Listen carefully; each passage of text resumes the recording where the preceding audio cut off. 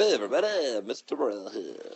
And we're going to talk about identifying transformations, which I think for some of you is going to be trickier than it sounds. At least that's my impression. It's like, well, for some of you this will come very naturally. You can look at a shape and you will know right away what the transformation is. But for some of you it's not so easy. And so I am going to come up with I'm going to kind of tell you some methods that I like to use when identifying different transformations, some properties of transformations, because even if you think you can identify these really quickly, it's good to know these properties so that when we actually go do the transformations, you'll be more successful. So to start off, we need to write better mathematical words rather than slides, flips, and turns. So a slide, we're going to start saying translation. For a flip, we're going to call that a reflection. And for a turn, we're going to call that a rotation. So, okay, my plan is to do every other question on this front side, kind of explaining to you how I'm arriving to the conclusion I'm arriving. Like, how do I know what the transformation is? So, like, for example, I think number 4, I'm guessing most of you know that it's not a translation. It doesn't look like a translation. But deciding if it is a reflection or a rotation for a lot of you might be a little difficult, honestly. And so what I want to do is talk you through some of my thought processes that I go through and talk about some of the properties of these. So my recommendation always to students is when you see a transformation has happened, we have a preimage and an image, what I'm going to recommend that you do is to connect corresponding points. What I mean by that is we're going to draw lines from A to A prime, from C to C prime, from B to B prime, from D to D prime, even though it wasn't labeled, from E to E prime. And you're going to see the differences. I mean, right now this just looks kind of silly, but there's actually different properties that happen with these lines that we're seeing here.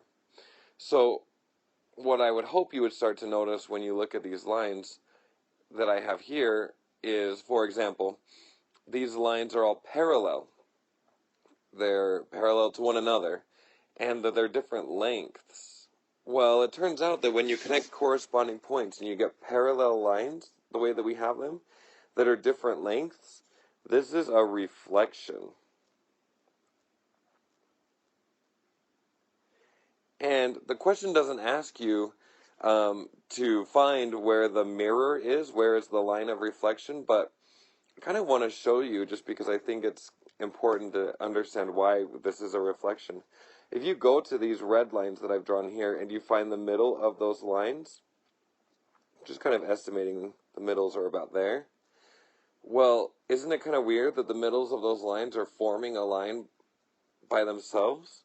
So we can actually kind of connect these dots that I just drew, and it turns out that that is the mirror right there. These lines, or these dots, sorry, this shape is being reflected over that blue line that I just drew. And so I hope that that is helpful for you to see that I don't know. It just was helpful for me to see that, like, this length on this side is the same length on this side. And this over here is the same length over here. I don't know. For me, that's just kind of a helpful thing. Maybe not for you. Okay.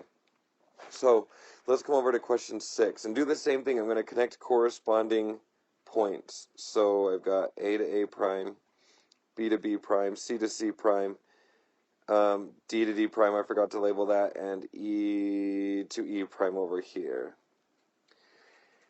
And what I'm hoping that you're noticing when you connect these is that they are not parallel. Only a single transformation has taken place. So, like, I didn't do several things, only one of them. So, a good property when we connect corresponding points and they're not parallel is, I want you to understand that this is a rotation.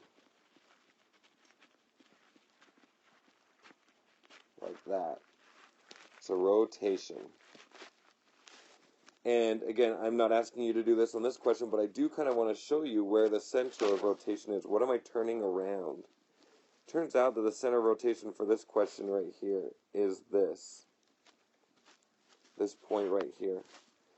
And something that's kind of cool about this is if I connect those corresponding points, instead of connecting the corresponding points to each other, if I connect them to the center of rotation like this, notice what kind of an angle that makes. I'm going to do the same thing with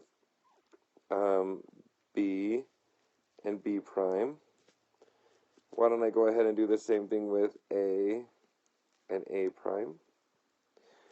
And what I'm hoping that you're seeing, E to E prime, is that these angles that I'm drawing are all the same. And not only that, but notice my two green lines are the same length as each other. My two yellow lines are the same length as each other. My two dark blue lines are the same length as each other. So those are some kind of cool properties that end up happening when we connect corresponding points, not just to each other, but if we connect corresponding points to a center of rotation. We're going to learn more about that on a different video, but I just wanted to point that out for now. Okay, question 8. Let's do the same thing. I'm going to go ahead and connect corresponding points. So, this will be a little tricky, but A to A prime, B to B prime, using a different color because those are so similar, and C to C prime. Okay, now, when we reflected, we had parallel lines that were different lengths.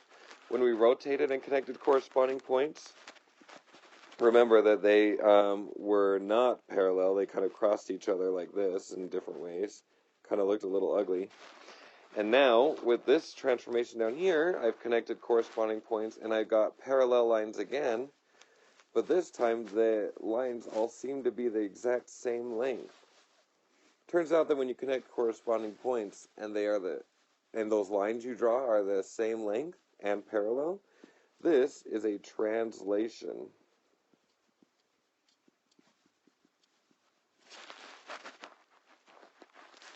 Alright, so now I think these properties that I was just explaining are especially important with 10, 11, and 12, where you can see we have the same image, only the labeling is a little bit weird.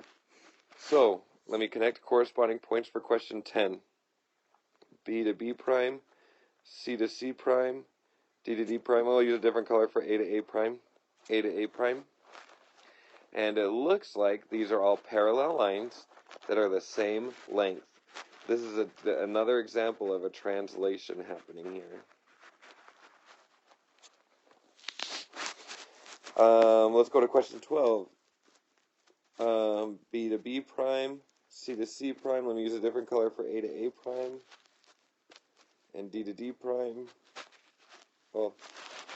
Well, these are parallel again, but this time they're different lengths. That was the same as the reflection. Because as we're going to find out in a couple of videos, or maybe it's this video, I don't remember, the line of reflection is kind of right here. Anyway, this is a reflection.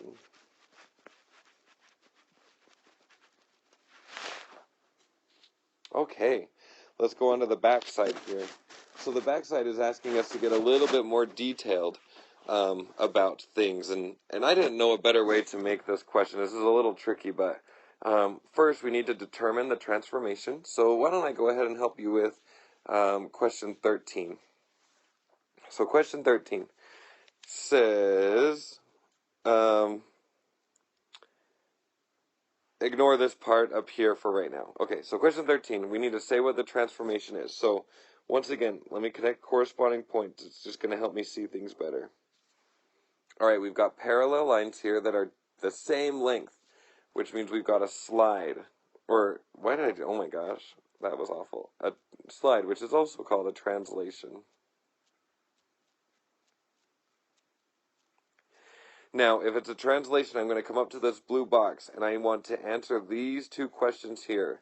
So question A and question B. If it had been a reflection, I would answer these two questions. If it had been a rotation, I would answer these two. So, question A, how far to the left or right? Or sorry, did it go to the left or the right, and how far? So it looks like, remember in class we talked about pre-image and image. The letters that don't have a little prime symbol, like you see that prime symbol right there, that means that was after a transformation. This was before. And I want to say, how did I move from A to A prime? How did I move from C to C prime, B to B prime, all that stuff? So to move from A to A prime, how far to the left or right? Well, it looks like I went to the left 5. And then it looks like I went down 4.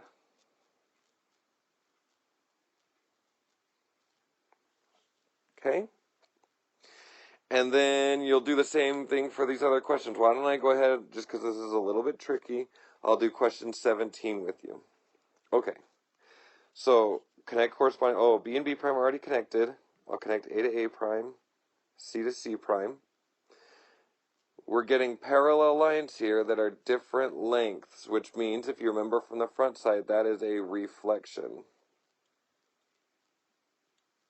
Oh my gosh, what in the world just happened? Reflection. Okay, so let me pull the page back up. We're talking about a reflection here, so for parts A and B, I'm going to do these two things. I need to write the equation of the line of reflection and draw the line of reflection on the graph. And then I leave that space blank. So maybe it would help to almost do this in the opposite order. I'm going to start by drawing the line of reflection, and then I'm going to write the equation for part A. So remember on the front I was saying, hey, we could find the line of reflection by finding the middles of these lines that I just drew here, or it would be exactly there. And I'm going to use those to connect those lines. I'm trying to be as careful as I can on this iPad. And now I want to write the equation of that line. Well, writing equations of lines is something we did back in first trimester. This is going to be y equals the slope. It looks like, well, it's blank x plus blank. Okay, well, my y-intercept is 0. And for my slope, I'm going up 1 over 1.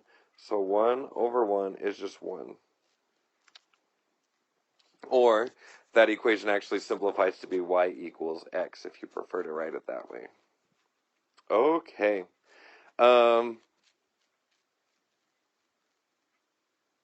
Yeah, I'm just looking to answer at this level 4. To answer the level 2 questions, Mr. Morrell smartly connected corresponding points with straight lines. Oh, okay, so this level 4, anybody watching this video should be able to answer these 2 level 4 questions if you've been listening carefully to what I was saying about connecting corresponding points. So, good luck with all of that amazing stuff, and I will see you guys later.